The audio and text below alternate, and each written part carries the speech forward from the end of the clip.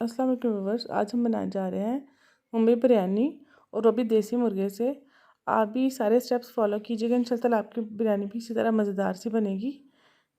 अब मेरी रेसिपी को अंत तक ज़रूर वॉच कीजिएगा।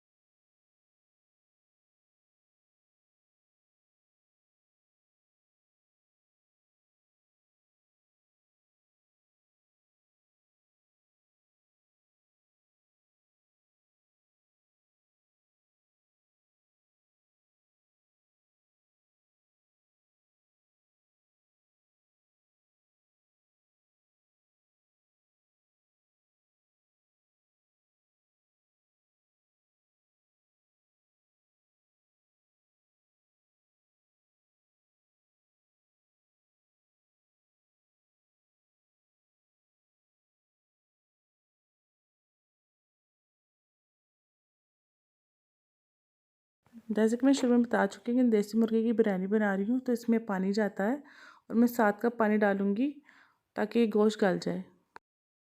अब गोश्त गल चुका था, आप देख सकते हैं। और अगर दूसरे मुर्गे की बनाएंगे वो तो उसमें तो पानी डालने की ज़रूरत नहीं है, वो तो खुद ही गल जाता है। पर लेकिन देसी मुर्गे को गलाने के लिए ना टाइम चाहिए होता है, और इस वजह से इसमें 7 गिलास पानी गए थे।